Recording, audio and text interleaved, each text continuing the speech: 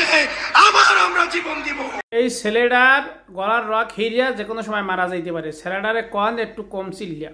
তোর দলের ভিতরে যদি আওয়ামী লীগ একজন লোক না হয় তোর জোতা টানবো হারা জীবন। আর চ্যালেঞ্জ চাবি খালি চিল্লাও সেরা গলা স্টক করে মারা যাবি। চলুন কইলো দেখি হনি, বুঝছেন? একটা বিষয় আমি এখনো বুঝতে পারছি না, যারা ছাত্র আপনারা যারা পরবর্তীতে ওসি হবেন, এসপি হবেন, ডিসি হবেন, আপনারা কি কোনো রাজনৈতিক দলের দালালি করতে চান? আপনারা কি আর কোন স্বৈরাচারের পাহারাদার হতে চান?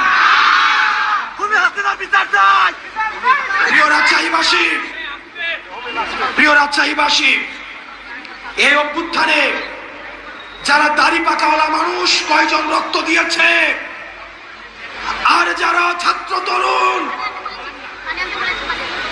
তারা কয়জন রক্ত দিয়েছে? যারা সংস্কার কার্যক্রম বন্ধ করতে চান আপনাদের তরুণদের সাথে বসতে হবে,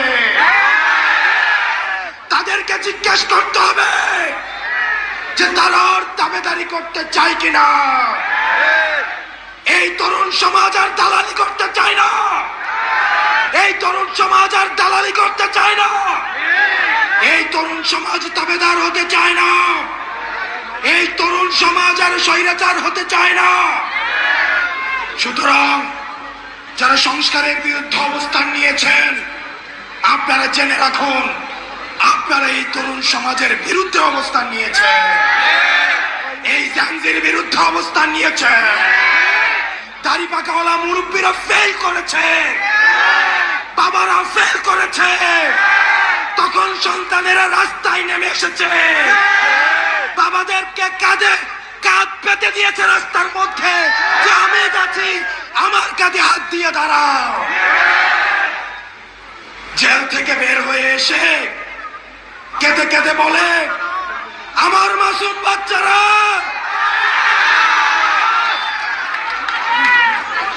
আমরা কি জানি না গত 16 বছর আপনাদের ব্যাংক কেমনে ছিল,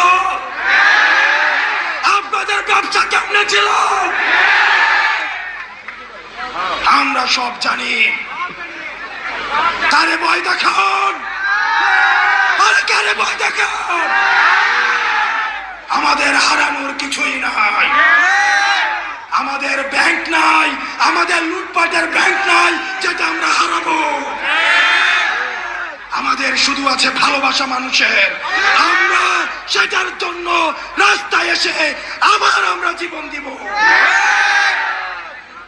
ডিসিএসপিদের বলছি, আপনারা যে ভালো ব্যবহার করছেন আমরা জানি, আপনারা চিপায় পড়ে আমাদের সাথে ভালো ব্যবহার করছেন।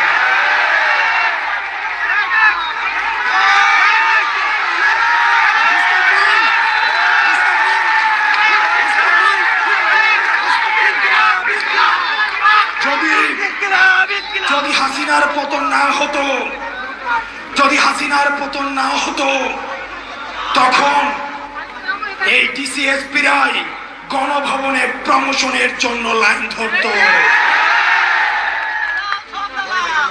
আমরা সাংবাদিকদেরকে দেখছি, আমরা সাংবাদিকদের উপরে নজর রাখছি। এই সাংবাদিকরাই জুলাই অভ্যুত্থানে আমাদেরকে সন্ত্রাসী আখ্যা দেওয়ার জন্য হাসিনার পক্ষ থেকে পুরস্কার পেত। প্রিয় রাজশাহীবাসী, বাংলার আকাশে দুর্যোগের ঘনঘটা দেখা দিচ্ছে, আপনাদেরকে সতর্ক থাকতে হবে। আমরা বেঁচে থাকতে আর বাসা থেকে কাউকে উঠিয়ে নিয়ে গুম হতে দেওয়া যাবে না। কোন মায়ের বুক আর খালি হবে না, কোন ইলিয়াস আর হারিয়ে যাবে না, কোন দেশপ্রেমিক সাংবাদিক বিদেশে থাকতে হবে না। প্রিয় রাজশাহীবাসী, আপনারা দেখেছেন আমি দুইটা বিষয়ে কথা বলবো। সর্বশেষ যারা প্রশাসনে আছেন,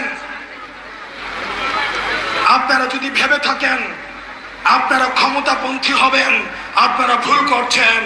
ক্ষমতা ক্ষমতা আপনারা ভুলে যাবেন না, যারা 16 বছরের ডিসিএসপিদের কি পরিণতি হয়েছে আপনারা ভুলে যাবেন না। এই দিন না, আরো দিন আছে। আমরা আপনাদেরকে বলবো না আপনারা এনসিপি পন্থী হন, আওয়ামী লীগ পন্থী হওয়া, রাজনীতি পন্থী হওয়ার কি পরিণতি আপনারা দেখেছেন। সীমান্ত পাড়ি দিয়ে ভারতে পালিয়ে যাওয়ার সুযোগ হয়েছে, ক্যান্টনমেন্টে পালিয়ে যাওয়ার সুযোগ হয়েছে। এই ডিসিএসপিদের আর বাংলাদেশে যদি কেউ স্বৈরাচারের পক্ষে অবস্থান নেয়, যদি কেউ মিডনাইট ইলেকশনে সহযোগিতা করে, এই বাংলাদেশে আর কোথাও, এই পুরো বাংলাদেশে তার আর জায়গা হবে না। সাংবাদিকদেরকে বলবো, বসুন্ধরার সাংবাদিকরা,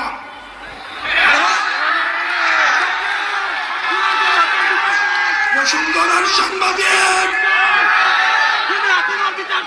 খনি হাসিনার পক্ষে এই বসুন্ধরার মিডিয়া কি বৈধতা উৎপাদন করেছে আমরা ভুলে যাই না।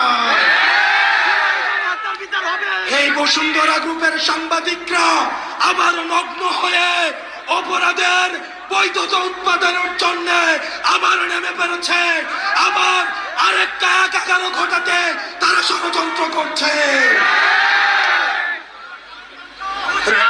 রাষ্ট্রের এজেন্সিরা যারা রয়েছেন, বাংলাদেশের যারা গোয়েন্দা সংস্থা আছেন, তারা জানে না বিদেশে বাংলাদেশের বিরুদ্ধে কি ষড়যন্ত্র হয়।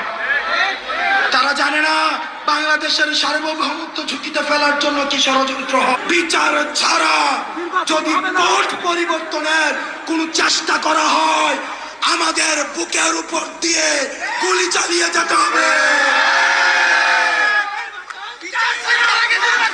আমরা নির্বাচন চাই, অবশ্যই চাই, তবে সেটা সংস্কার সহ, জুলাই ঘোষণাপত্র সহ।